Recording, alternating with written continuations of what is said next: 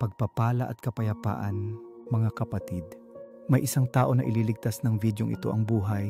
Marami sa inyo ang nabubuhay sa ilalim ng mga demonyo na hindi ninyo alam. Ngayon, may pagkakataon kayo sa pamamagitan ng videong ito. Bibigyan natin kayo ng mahalagang impormasyon. Ngunit nasa inyo ang desisyon na itaboy ang mga demonyong iyon gamit ang inyong paghuhusga, gabay ng banal na espiritu at karunungan. Simulan na natin.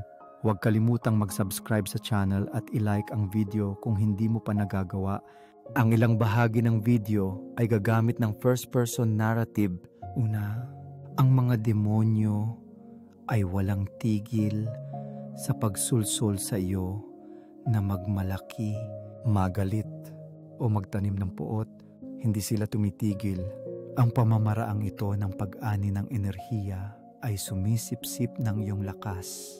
Natatalakay natin ng mas detalyado sa numero 2. Ang pangunahing layunin ng demonyo ay gawin kang hindi pare-pareho sa iyong kilos dahil mas madali kang magdesisyong pagsisisihan. Kapag nangyari ito, mas malamang nakikilos ka batay sa damdamin na isinasabuhay ang matinding emosyon. Kinabukasan, tatanungin mo ang sarili, bakit ko yung ginawa? Dahil sinulsol ka ng demonyo. Gustong-gusto ng mga demonyo na manipulahin ka upang maging hindi pare-pareho. Dahil labanang espiritual ito, natutuwa sila kapag naiimpluwensyahan ka na labagin ang kalooban ng Diyos. Kaya maaaring maging palitan kayo ng mga demonyo. At kapag nakikipagtalo ka sa kanila, ibinababa mo ang sarili. Tiyak na malalampasan ka ng demonyo dahil sa kanilang karanasan. Sila ay bihasa sa pagtago, nabubuhay sa demonyong panahon, ngunit ikaw ay anak ng Diyos. Hinirang. Noon, baka sanay tayo rito, pero nalampasan natin ito. Binigyan tayo ng banal na espiritu ng lahat, kaya hindi na natin kailangan ang mga troll, mangungutya, o patuloy na pagtatalo. Bawal tayong gumawa nito.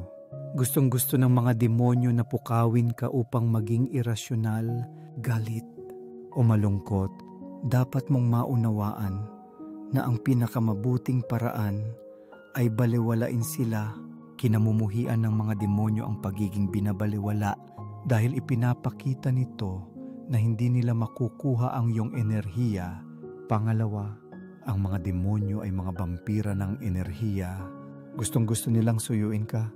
Ang pangunahing paraan ng pagsipsip ng enerhiya ay ang pagbibigay mo ng iyong kapangyarihan. Paano nila nakukuha ang iyong enerhiya? Sa pamamagitan ng pagpapapapag-iba ng iyong ugali, pagsulsol ng galit, at pagtutulak sa iyo na magkasala. Iyon ang pangunahing tungkulin ng demonyo. Ang laban ng espiritual ang iyong pinakamabuting sandata laban sa mga demonyong ito. Isuot ang bota ng kapayapaan at sinturon ng katotohanan at tandaan na huwag makipagtalo sa dyablo. Mariin kong payo na hilingin sa Diyos ang kaloob ng banal na espiritu at dagdagan ang iyong pagkilala. Kapag may pagkilala ka, makikita mo ang mga demonyong ito na gumagalaw sa mga sisidlan. Kung wala kang pagkilala, hilingin ito sa Diyos. Ang mga demonyo ay mga anak ni Satanas. Ano ang layunin ni Satanas? Magnakaw, pumatay, at manira. Ganon din ang ginagawa ng mga demonyo. Sinusunod ang utos ng kanilang amo, habang ang mga anak ng Diyos ay gumagawa ng kalooban ng Diyos ng Israel. Ang mga demonyo ay nagsasagawa ng agenda ni Satanas. Alam ninyo, may mga taong kusang loob o hindi sinasadyang sumasali rito. Pakikalap na pakikalap, mga kapatid. Pagod na ako noon sa patuloy na pakikipagtalo sa mga halimaw na ito. Gusto ng mga demonyo na mapagod ka, na maramdaman mong walang silbi at hindi karapat-dapat. Gusto nilang maging batay sa masasamang damdamin ang iyong kilos na maaaring humantong sa masasamang desisyon at pagpapakasakit sa sarili. Ang demonic possession ng pagkamuhi sa sarili ang hinintay nila, o kaya maaari kang magmalaki at mauwi sa kulungan na maaaring magdulot ng 25 taon hanggang habang buhay na pagkakakulong. Kaya pakikalap, bigyang pansin ito. Iyon ang nagdadala sa atin sa numero 2. Ang mga demonyo ay mga vampira ng enerhiya Gustong-gusto nilang suyuin ang iyong sigla. Paano nila ito ginagawa? Sa pamamagitan ng pagpapagalit sa iyo. Kapag binabalewala mo sila, susubukan nilang magkalat ng kasinungalingan at tsismis dahil nakikita nilang hindi ka tumutugon sa kanilang poot. Kinamumuhian nila ang hindi mo pagtugon, kaya magsisimula silang magkalat ng kasinungalingan. Balewalain mo lang ang lahat. Unawain na kapag kumalat ang kasinungalingan, itataas ng Diyos ang katotohanan sa tamang panahon. Kaya kung hindi gumana ang poot, magsisimula silang magsinungaling, balewalain mo lang. Kailangan ng espiritual na lakas para balewalain ang mga demonyong ito.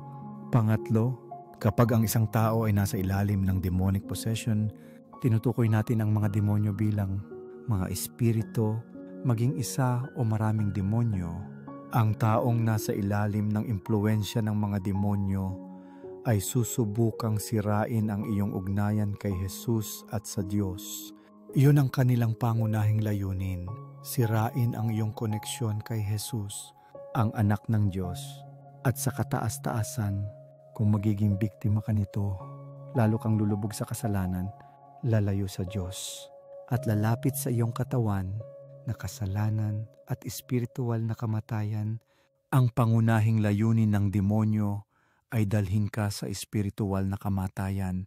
Kapag sumuko ka sa kasalanan, ayaw mo nang talikuran ito, ayaw mong magbalik loob, at ayaw mong hanapin ang Diyos at ang kanyang kabutihan. Magpapakita ito bilang pisikal na kamatayan. Maraming namatay dahil dito. Inalis sa sitwasyon pagkatapos sirain ang ugnayan ng isang tao kay Jesus at Diyos. Mahalagang tandaan na walang makakalapit sa Diyos ng direkta. Kailangang dumaan kay Jesus. Ang matibay na pundasyon ay mahalaga dahil tinitiyak nito na nakatayo ka sa bato at mananatiling matatag kahit anong bagyo ang dumating. Panatilihin ang malapit na ugnayan kay Kristo. Gusto natin ng tunay at personal na relasyon, hindi lamang pagpunta sa simbahan tuwing linggo, makipag-ugnayan sa Diyos sa espiritual na panalangin. Hanapin siya ng buong puso, kaluluwa, isip, at lakas. Kapag nakakakita ka ng taong may demonic possession, susubukang sirain ng mga demonyo ang iyong ugnayan sa Diyos. Marami sa inyo ang maaaring makakaugnay dito. Sabihin sa amin sa mga komento kung naranasan mo ito. Pang-apat, ang mga demonyo ay palaging naiinggit at mainggitin sa iyong tagumpay at pag-unlad kahit hindi ka pa nagtatagumpay. Kapag sumusulong ka, susubukan nilang hadlangan ang iyong paglago. Hindi sila kailanman kontento. Hindi kailanman natutuwa ang mga demonyo sa iyong tagumpay. Palagi silang may inggit at selos. Susubukan nilang bitagin ka. Kahit nasa pinakamababang punto ka, nagsisimula kang bumangon, sumulong, lumapit sa kataas-taasan at umunlad ng paunti-unti. Pinuputol mo ang mga tanikala ng pagkaalipin at inaayos mo ang iyong ugnayan sa Diyos. Hindi na ikaw ang mahal sa mundo, nahiwalay ka na rito. Sinusunod mo ang kalooban ng Diyos. Ginagawa ang tama at sumusunod sa kanyang mga utos. Kinamumuhian ng mga demonyo ang anumang pag-unlad. Kapag may banal na espiritu ka, makikita mo ang mga peke at ang mga hindi tunay na nagmamalasakit sa iyo. Kung nagtatagumpay ka, susubukan nilang sirain ka kampanya ng paninira, pot, inggit at selos. Ipinapakita ng banal na espiritu ang lahat ng katotohanan.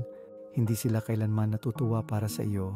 Kahit sinusubukan mo ang makakaya mo, kapag may hindi natutuwa para sa iyo, kahit nasa pinakamabigat na sitwasyon ka, naunawaan ko na walang perpekto. Ngunit ang layunin natin ay kabutihan. Ginagawa natin ang lahat para maglingkod sa Ama sa Espiritu at katotohanan. Ngunit ang mga taong ito ay nagtatanim ng puot na iinggit at hindi kailanman natutuwa para sa iyo. Iyon ay demonyong espiritu. Tandaan ito. Hinintay ng mga demonyo na pigilan ang pag-unlad dahil naiinggit sila sa iyong tagumpay. Pag-uusapan din nila ang iyong nakaraan upang mas humiya ka, mga bagay na ginawa mo noon ngunit hindi mo na ginagawa ngayon. Ang ilan ay magdadala ng mga bagay mula sa isang dekada na ang nakalipas, sawayin ang kanilang pagsisikap na ilabas ang iyong kasaysayan. Tandaan na ikaw ay bagong nilikha, lahat ay nagiging bago kay Kristo Jesus. Huwag hayaang ilabas ng demonyo ang iyong nakaraan. Malaya ka na mula sa kasalanang iyon. Nalampasan mo na ito. Sinusubukan nilang buhayin ito muli. Ito ay masamang espiritu. Panglima, gagamit ang Diyos ng isang tao upang balaan ka tungkol sa kanila kapag may gumamit ng kanilang posisyon upang alertuhan ka sa mga posibleng panganib o nakakasamang impluensya. Ito ay palatandaan na gumagawa ang Diyos sa iyong buhay. Ang supernatural na interbensyong ito ay katibayan ng pagbabantay at proteksyon ng Diyos. Puno ang Biblia ng mga kwento kung saan nagpadala ang Diyos ng mga tao upang balaan ang iba at gabayan sila sa tamang landas. Isa sa pinaka-controversial ay ang kwento ni Haring David at Nathan. Ipinadala ng Diyos si Propeta Nathan upang balaan si David tungkol sa mga kahihinatnan ng kanyang mga kasalanan kay Bathsheba at Urias, 2 Samuel 12:1-14. Ang matapang na babala ni Nathan ay nagdulot ng pag-amin ni David na nagpapanumbalik ng kanyang ugnayan sa Diyos. Sa Bagong Tipan, si Pablo ay nagbabala sa mga unang Kristiyano tungkol sa mga bulaang guro. Sa Gawa 20:29-1, binigyang diin ni Pablo sa mga leader ng simbahan sa Efeso na mag-ingat dahil darating ang mga mababangis na lobo pag-alis niya. Sa pang-araw-araw na buhay, maaaring magpadala ang Diyos ng babala sa pamamagitan ng kaibigan, kamag-anak o estranggero. Halimbawa, maaaring mag-alala ang isang kapamilya sa bagong relasyon mo o magduda ang kaibigan sa isang negosyo. Ang mga babalang ito na madalas ay may pagmamalasakit ay maaaring paraan ng Diyos upang protektahan ka. Mahalagang maging bukas at tumugon sa mga babalang ito. Ang pagkilala ay mahalaga upang matukoy kung mula sa Diyos ang mensahe ayon sa Kawikaan 27:6. Matapat ang sugat ng kaibigan, sagana ang halik ng kaaway. Minsan, ang mga tunay na kaibigan, ginagabayan ng Diyos, ay magsasabi ng masakit na katotohanan dahil sa pagmamalasakit sa modernong buhay. Ang mga espiritual na mentor ay gumaganap ng ganitong papel gamit ang kanilang karanasan at pag-unawa sa Biblia upang gabayan tayo sa kabuuan. Ang paggamit ng Diyos sa iba bilang sistema ng babala ay makapangyarihang pagpapakita ng kanyang pag-ibig. Sa pamamagitan ng pakikinig at paggamit ng pagkilala, mananatili tayong naaayon sa plano ng Diyos at maiiwasan ang maraming problema. Pang-anim, kapag sinira ka ng demonyo, mawawala sila. Tuluyang mawawala sa iyong buhay. Hindi na muling babalik. Pagkatapos nilang sirain ka, hihintayin nila ang susunod na biktima. Iyon ang kalikasan ng dyablo. Pagkatapos sirain ang isa, lilipat sila sa susunod. Natapos man o nabigo ang kanilang plano, lilipat sila. Sinira ka na nila, kaya wala na silang kailangan sa iyo. Nasira na nila ang iyong kaluluwa at espiritu. Dinurog ang iyong puso at nagdulot ng sakit. Iyon ang kalikasan ng dyablo. Kapag naabot na nila ito, lilipat sila, putulin ang lahat ng komunikasyon at mawawala sa mundo. Ang mga hinintay ng dyablo ay lalapit sa iyo. Madalas kang kukumustahin, susubukang bisitahin, at magtatanong ng, "Kumusta ka?" o "Magkita tayo." Pero kapag natapos na ang kanilang gawain, kapag sinira ka na nila, wala na silang balita. Ito ay labanang espiritual, layunin ng mga demonyo na sirain ang mga anak ng Diyos. Hindi ang ibang demonyo o anak ni Satanas. Ikaw ang mga hinirang at may takot sa Diyos. Ang hinintay nilang sirain. Pang-7, ang demonyo ay laging may nakatagong agenda. Ano ang isang ahente? Kahit ang mga kusang loob na nagtatrabaho para kay Satanas, hindi lahat ay alam na sila ay alipin ng kanyang kaharian. Ang iba ay kusang loob na nagtatrabaho para sa dyablo dahil alam nilang maaaring pagpalain sila nito. Tulad ng pagpapala ng Diyos sa kanyang mga anak, pinagpapala rin ng dyablo ang kanyang mga anak na sumusunod sa kanyang kalooban. Ngunit kung hindi ka magbabago at magsisisi, ang mga pagpapala ng dyablo ay magdadala sa iyo sa impyerno. Ang demonyo ay tuso, tulad ng ahas, at laging may nakatagong layunin. Ang pangunahing layunin ay sirain ka. Paano makilala ang demonyo? Kailangan ang banal na espiritu. Dapat kang magkaroon ng malapit na relasyon sa Diyos Ama at kay Jesus. Dapat kang sumunod sa autoridad. Babalaan ka ng Diyos, kaya bigyang pansin ang kanyang sinasabi. Maaaring magbigay siya ng babala sa pamamagitan ng panaginip ng iba o ng mga palatandaan. Ang problema ay kailangan nating bigyang pansin ang mga babala. Minsan, dahil sa kawalan ng pagiging seryoso o pagsuway, pinipili natin ang makamundong landas sa halip na ang makitid na daan ng Diyos. Dahil dito, mahuhulog ka sa madilim na hukay. Kung naramdaman mo ang mensaheng ito, i-like ang video at mag-subscribe sa channel pagkatapos panoorin